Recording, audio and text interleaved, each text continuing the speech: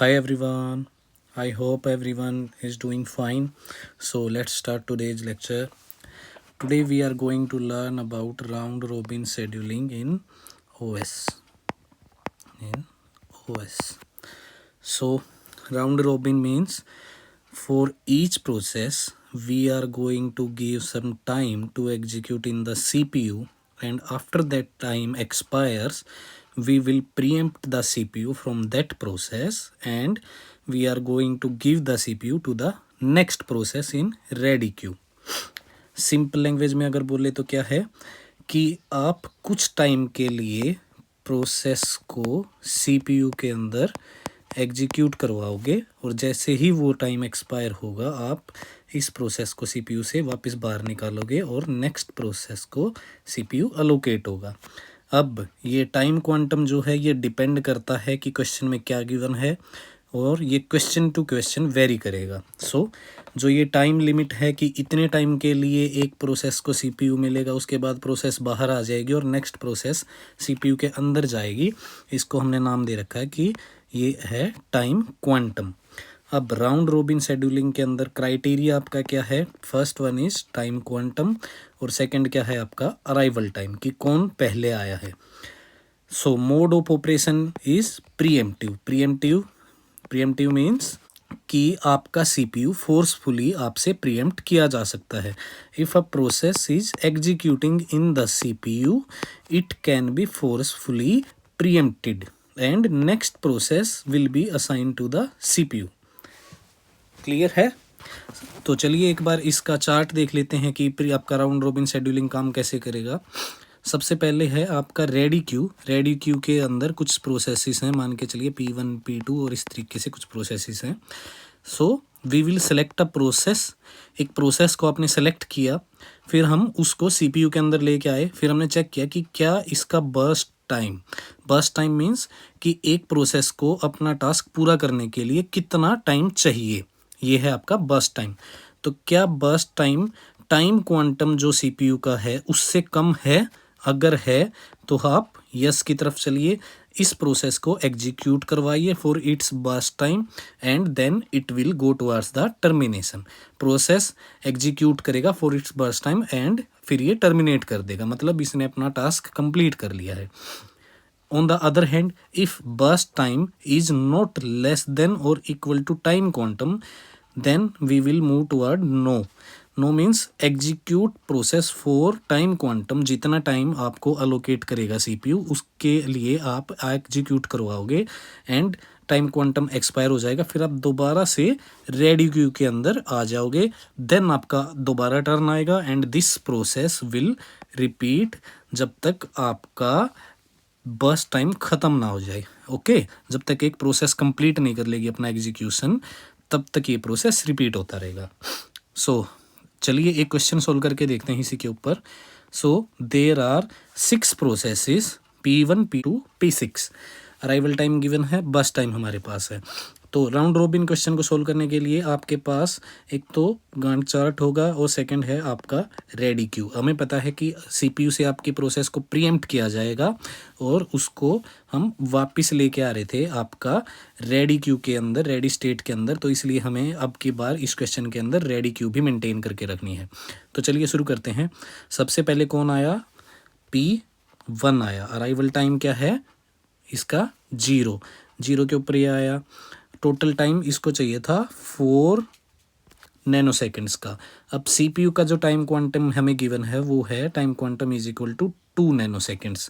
इसका क्या मतलब है कि सीपीयू के अंदर कोई भी प्रोसेस जाएगा, मान के चलिए P1 गया तो ये सिर्फ 2 नैनो सेकेंड के लिए ही एग्जीक्यूट करेगा, उसके बाद हम इसको बाहर ले आएंगे और नेक्स्ट प्रोसेस को सीपीयू अलोकेट करेंगे। Clear? So let's see. P1 आपका सीपीयू के अंदर गया, इसने 2 नैनो सेकेंड्स के लिए एग्जीक्यूट करवाया। अब इसका रिमेनिंग टाइम कितना है? 2 नैनो सेकेंड्स बचा है। अब एक चीज़ और हमें देखनी है कि रेडी क्यू के अंदर कौन कौन आएगा। सबसे पहले आपका P1 आया। अब 2 नैनो सेकेंड्स तक इसने एग्जीक्यूट करवाया है, तो देखो एक बार 2 नैनो सेकेंड्स तक कौन कौन आपका रेडी स्टेट के अंदर आ चुका है। P2 आ चुका है और P3 आ चुका है। P2 आया आपका 1 के ऊपर, P3 आया आपका 2 के ऊपर। तो हमने P2 को रेडी क्यू में लगा दिया है और P3 को भी रेडी क्यू में लगा दिया है। अब नेक्स्ट कौन आया है आपका P2। P2 को हमने चूज किया और इसने 2 नैनो सेकेंड्स के लिए एग्जीक्यूट करवा दिया। अब इसका रिमेनिंग टाइम बचा है आपका 3 नैनो सेकेंड्स। क्लियर है। अब ये चेक करेंगे कि P2 4 नैनो सेकेंड्स तक एग्जीक्यूट किया है। अब एक चीज़ और देखो, P1 का एग्जीक्यूशन कंप्लीट हुआ था या नहीं हुआ था? नहीं, अभी इसका बस टाइम बाकी है। तो हम क्या करेंगे, इसको वापस रेडी क्यू के अंदर लाइन में लगा देंगे। ओके, सो P2 ने 4 नैनो सेकेंड तक एग्जीक्यूट करवाया। अब देखो कि कौन कौन और आ चुका है 4 नैनो सेकेंड्स तक। P4 आ चुका है, P5 भी आ चुका है, 3 पे आया और P5 4 पे आया। तो इनको भी लाइन में लगा दो। P4 एंड P5 भी रेडी क्यू के अंदर आ चुके हैं। अब देखो कि क्या P2 का बस टाइम ख़त्म हो चुका है? नहीं, अभी इसके पास 3 नैनो सेकेंड्स का बस टाइम और बाकी है। तो हम क्या करेंगे, इसको भी दोबारा रेडी क्यू के अंदर लाइन में लगा देंगे। क्लियर है। सो नेक्स्ट टर्न आया आपका P3 का। P3 को CPU अलोकेट हुआ। अब इसका टोटल बस टाइम कितना था? 2 नैनो सेकेंड्स। तो इसने 2 नैनो सेकेंड्स के लिए एग्जीक्यूट करवाया और टोटल टाइम हो चुका है 6 नैनो सेकेंड्स। क्या अब P3 को दोबारा लाइन के अंदर लगने की ज़रूरत है? बस टाइम देखो 2 था, 2 के लिए एग्जीक्यूट करवा दिया। तो अब इसका टोटल बस टाइम बचा हुआ है 0, मतलब इसने अपना टास्क पूरा कर लिया है। अब P3 क्या करेगा, टर्मिनेट कर जाएगा, दोबारा टर्न इसको नहीं चाहिए। अब ये देखो कि 6 नैनो सेकेंड्स तक और कौन कौन सी प्रोसेस सिस्टम के अंदर आ चुकी है। एक ही प्रोसेस बची है, विच इज़ P6। ये 6 के ऊपर आया है। तो हमने क्या किया, इसको रेडी क्यू के अंदर लाइन में लगा दिया। क्लियर है यहाँ तक।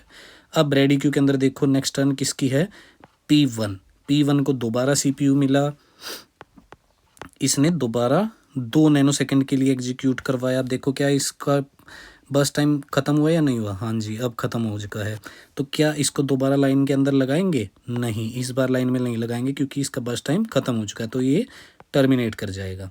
अब नेक्स्ट टर्न आया आपका P1 कंप्लीट कर चुका है एंड P3 कंप्लीट हो चुका है। नेक्स्ट टर्न आया आपका P4 का। P4 को CPU मिला और इसको कितना टाइम चाहिए, ओनली 1 नैनो सेकेंड। तो इसने 1 नैनो सेकेंड्स के लिए एग्जीक्यूट करवाया और इसका बस टाइम भी अब 0 है। इसका मतलब है ये भी कंप्लीट हो चुका है। अब इसको भी टर्मिनेट करेंगे। नेक्स्ट टर्न आया P5 का। P5 CPU के अंदर आया। अब इसका बस टाइम था 6 नैनो सेकेंड्स। तो 2 नैनो सेकेंड्स के लिए इसने एग्जीक्यूट करवाया एंड रिमेनिंग टाइम इसका बचा 4 नैनो सेकेंड्स। अब इसको दोबारा लाइन के अंदर लगा दो क्योंकि इसका बस टाइम अभी रिमेनिंग है। P2 को दोबारा CPU मिला। P2 यहाँ है। P2 को दोबारा CPU मिला और इसका बस टाइम रिमेनिंग है 3। तो आपको 2 नैनो सेकेंड्स के लिए एग्जीक्यूट करवाया और अब इसका टाइम रिमेनिंग है 1 नैनो सेकेंड। अभी तक ये कंप्लीट नहीं हुआ है तो इसको दोबारा रेडी क्यू के अंदर लाइन में लगा दो। अब नेक्स्ट टर्न आया P6 का। P6 का CPU मिला। इसका देखो कितना टाइम है, बस टाइम 3 नैनो सेकेंड्स। तो 2 नैनो सेकेंड्स के लिए एग्जीक्यूट करवाओ इसको एंड रिमेनिंग टाइम बचेगा आपका 1 नैनो सेकेंड। अब इसका भी एग्जीक्यूशन कंप्लीट नहीं हुआ है तो इसको भी दोबारा से रेडी क्यू के अंदर लाइन में लगा दो। अब नेक्स्ट टर्न आया आपका P5 का। P5 को CPU मिला। देखो P5 को कितना टाइम और चाहिए, 4 नैनो सेकेंड्स और चाहिए था। इस बार हम इसको 2 नैनो सेकेंड्स ही दे पाएंगे। तो 17 तक पहुंच गए और इसका रिमेनिंग टाइम अब है 2 नैनो सेकेंड्स। क्लियर है। अब इसको भी दोबारा लाइन में लगा दो क्योंकि बस टाइम रिमेनिंग है 20 के पास। नेक्स्ट टर्न आया आपका P2 का। P2 को देखो और कितना टाइम चाहिए, 1 नैनो सेकेंड ही चाहिए। P2 को CPU मिला एंड इसने 1 नैनो सेकेंड के लिए एग्जीक्यूट करवाया और इसका भी बस टाइम अब 0 हो चुका है। तो इसको भी हम कंप्लीट मान लेंगे। नेक्स्ट टर्न आई P6 की। P6 को दोबारा CPU मिला। देखो इसके पास कितना टाइम और बचा है, 1 नैनो सेकेंड ऑफ टाइम और चाहिए इसको। तो हमने इसको 1 नैनो सेकेंड के लिए और एग्जीक्यूट करवाया और इसको भी 0 कर देंगे क्योंकि इसका एग्जीक्यूशन भी कंप्लीट हो चुका है। क्लियर है यहाँ तक? अब इसको दोबारा लाइन में लगाने की ज़रूरत नहीं है क्योंकि ये कंप्लीट हो चुका है। तो अब बचा है सिर्फ P5 को CPU मिला और इसके पास कितना टाइम और बचा है 2 नैनो सेकेंड।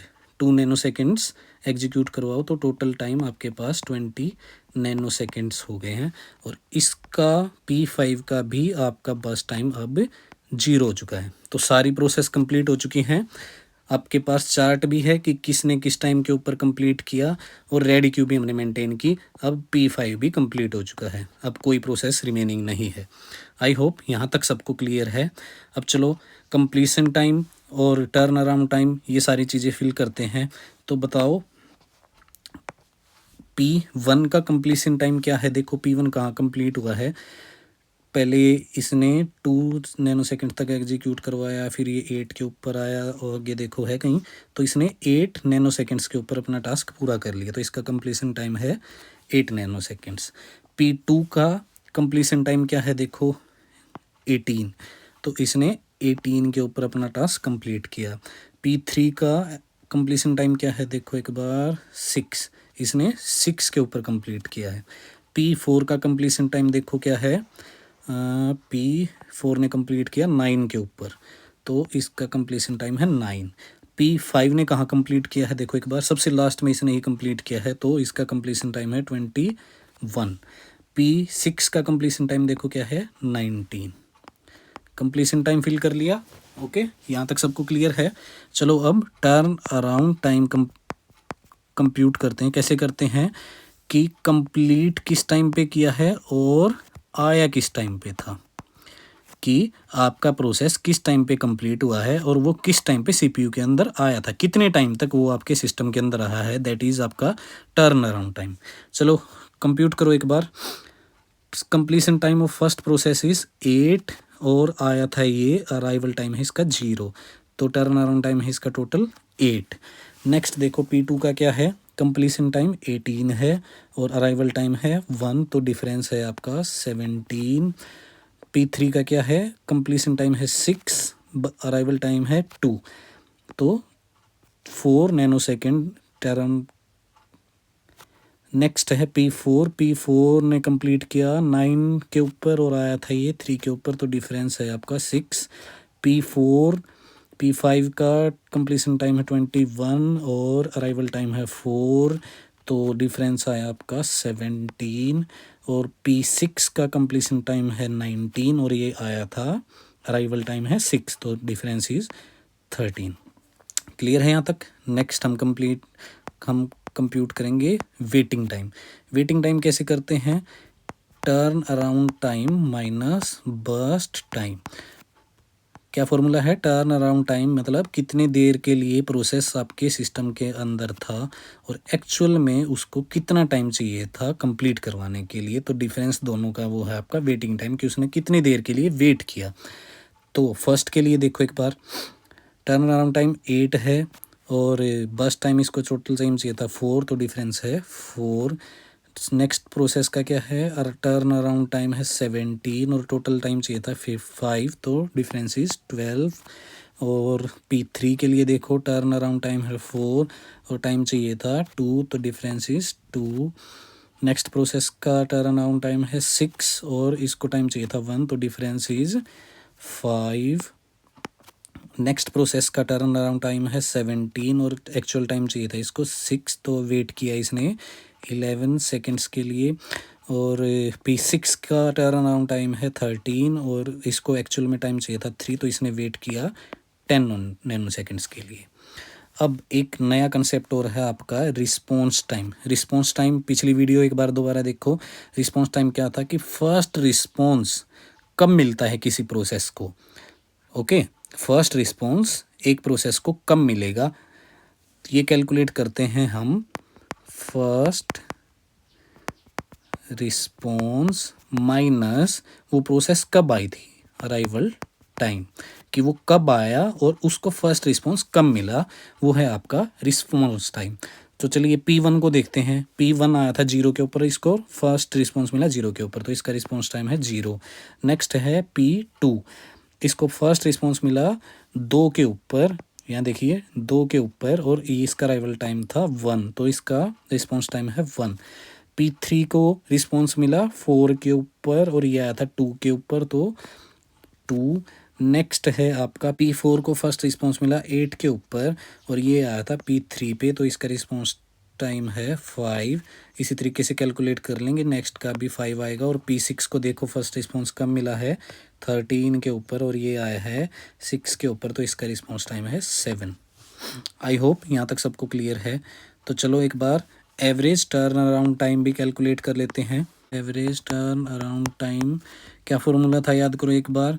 जितने भी आपके पास ये टर्न अराउंड टाइम है इनको आप सम करो और डिवाइड कर दो by the number of processes.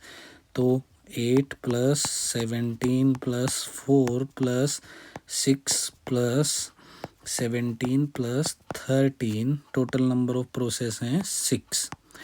तो सम करो एक बार। दिस इज इक्वल टू 30, इनको जोड़ोगे तो आप 10 और ये है आपका 25, तो ये हो गया आपका 35 + 30 is equal to 65 divide by 6। तो आपका average turn around time will be 10.5 goes to 83। तो एवरेज टर्न अराउंड टाइम आपका आया 10.83 nano seconds. Let's calculate average waiting time. Average waiting time भी सेम फॉर्मूला लगाओ, इन सब को सम कर दो और डिवाइड करो bye the number of processes. 4 + 12 + 2 + 5 + 11 + 10 divided by total process कितनी है 6। तो सम करो, ये हो गया आपका 16 2 18 + 5 23 23 + 21 is equal to 44 divide by 6 is equal to क्या आएगा 7.2 goes to 33 nanoseconds. Okay, average waiting time भी हमने कैलकुलेट कर लिया है। अब एवरेज रिस्पॉन्स टाइम भी कैलकुलेट करके देखो एक बार। Average response time is equal to same formula है, इन सबको सम करो और डिवाइड कर दो by the number of processes. 0 + 1 + 2 + 5 + 6 + 7 divided by the number of processes. तो यह आएगा आपका 3 + 5 is equal to 8 + 6 is equal to 14 + 7 is equal to 21/6 is equal to it goes to 3.33 nanoseconds. तो हमने तीनों average waiting time, turn around time और response time calculate करवा लिए हैं। So I hope this question is clear to you. I am giving you a home task. Please attempt this question. In the next video we will discuss its solution. एक बार question को देखो क्या है। Simple सा question है। Consider 3 processes A, B and C। 3 processes हैं A, B and C to be schedule as per SRTF shortest remaining time first algorithm हमने use करना है। The process A is known to be scheduled first. Process A को सबसे पहले CPU मिलेगा और जब process A has run for 7 unit of time, जब प्रोसेस ए ने 7 यूनिट ऑफ टाइम एग्जीक्यूट कर लिया था, then process C has arrived. Process C system के अंदर आया and C has run for 1 unit of time. C ने 1 unit of time के लिए एग्जीक्यूट करवा दिया है। मतलब पहले ए एग्जीक्यूट करवा रहा था, उसके बाद सी आया तो ए से CPU को ले लिया। अब सी ने एग्जीक्यूट करवाया for 1 unit of time, A ने कितना करवाया था 7 unit of time. Okay, then process B arrived. तो प्रोसेस बी आ गया and completed its 2 unit of time. तो मतलब सी से भी CPU को ले लिया और बी ने एग्जीक्यूट करवाया 2 यूनिट ऑफ टाइम। तो क्वेश्चन क्या है then, what could be the minimum burst time of A and C. A and C का मिनिमम बर्स्ट टाइम क्या था, ये हमें बताना है। ऑप्शंस आपको गिवन है A, B and C, D। एक बार इस क्वेश्चन को अटेम्प्ट कीजिए। It is a very logical question. अगर आपके बेसिक्स क्लियर हैं तो आप इसको ईजिली सोल्व कर लेंगे। So see you in the next video.